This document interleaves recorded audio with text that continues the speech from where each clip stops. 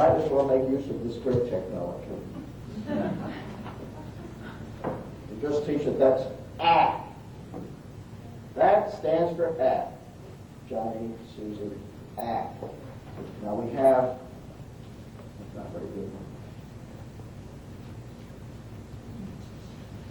And then we teach them, now this letter M stands for See, that's the irreducible speech sound. That's all that stands for. So you say A. Now if you say A and you put them together, what do you get? Am. Am. Two sounds, two letters. Am.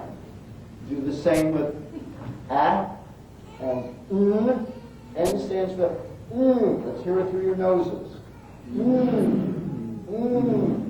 And when you want to hear an irreducible sound, just say the word and then try to isolate it.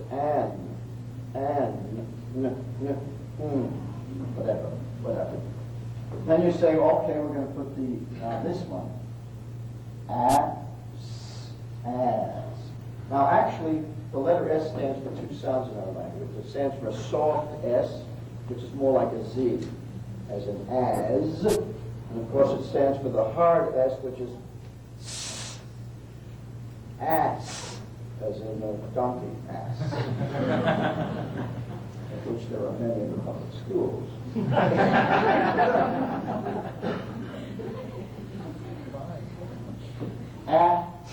At, the T, and then now here's an interesting one. How do you pronounce the X? Can anyone tell me? X. You know what X is? It really is KS. Isn't that interesting? One of the peculiarities of our alphabetic system. X really stands for KS. X. And you can tell the child that, but we haven't studied K yet, so you can just say.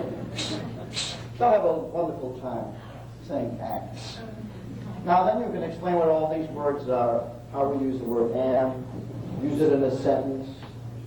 Okay. Use it in the sentence. I am,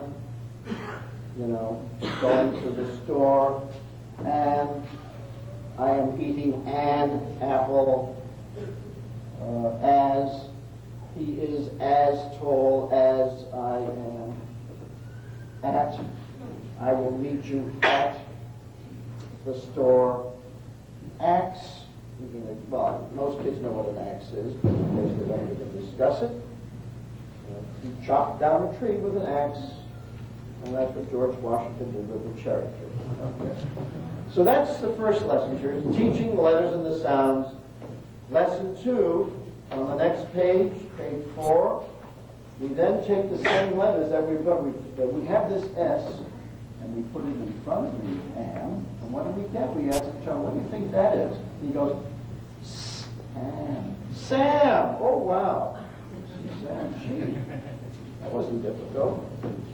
And then we take the M, and we put it in front of this one, and he goes, man! Hey, that's man. And let the kids see if they can figure it out by themselves. So it's always very nice when a lot of kids say, don't tell me, I want to do it myself. You know that. You've heard that before. Don't tell me, I want to do it. Then you have now you introduce, and lesson 2, you introduce the letter H. And what does the letter H stand for? And you put that in front of as, and you have as. And then you put the S in front of this one, the at, and you get at. And then you put the T in front of, and you get ax. Now you have your first lesson in civics or in economics or whatever you want to do, what a tax is. Might as well know as soon as possible because you'll be paying them for the rest of your life. So you'll know what a tax is. And you could use the word, he'll see it when he goes to the store, there's a tax, and you'll tell him that, well, that's the bit of money that we pay to the government for all the wonderful services they perform. Yeah, like the public schools. Then in lesson 3, you will notice that in lesson 3, I begin to arrange the words in their spelling families. Now, the spelling families, when you see that they have the same endings, when they rhyme. For example, you have am, san, and man, as had, as has, at, acts, tax. So already by lesson 3, which generally is covered in the first session, you generally can get right through to lesson 3 of the first session, they've already have 10 words that they can read. They know the letters, they can read each one of those words, and they get their first sentences. Their first sentences. See, now that's very rapid progress. Rather than use the method that was used for centuries, baby, Bible, view, and they drilled them and drilled them and drilled them before they saw their first word. This seems to work a little better because the kids then get very excited by the fact that they can actually read a sentence. And then what you do at the same time, every time you introduce something new, like period, you have to explain what a period is. Punctuation. And punctuations are like traffic signals, that's all they are. They indicate when a thought stops. And what is a sentence? You explain. A sentence is a complete thought. That's all a sentence is. And we always start a sentence with a capital letter. Whether it's a name or any other word, we start that way. So we move on. Lesson, and incidentally, there is no special timing. You can spend 25 minutes, you can spend an hour. Just see how long the child wants to go on. Some kids want to keep going. They don't want to stop. They want to learn it all if they can in one day. But for those children who are, you have to feed it bit by bit, that's fine. Incidentally, the same thing you do with adults.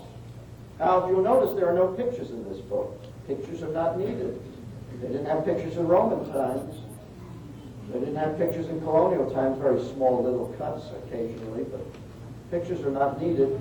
And the adult doesn't want to see Mickey Mouse all over the place. Adults don't want to be babyfied. This is the way to teach reading to anybody of any age, and you don't want to insult the intelligence of your youngsters either. One of the horrible things about modern society is how we are babyfying everybody. I mean, you go to today's public schools, and what do you see on the walls? Nothing but cartoons and bears and bunnies and everything to make those kids keep them babies until they're in the 6th grade. I mean, they are babyfying America. And so kids never really develop in this country. And so that's another good reason why not to use any of these pictures and cartoons. They're not needed. In lesson 4, we teach the letter D, and we teach the capital D as well as the small d. And of course, they know the A, so we give them the D, add. And then we show them if they put a D in front of add, they get dad. And then we teach them the letter W, and put that in front of ax, you get wax. And then, of course, capital D, you get Dan, etc., in that lesson. And then the 2 sentences, Dan sat, Dad has wax. Now, if you turn to lesson 5, you'll see how many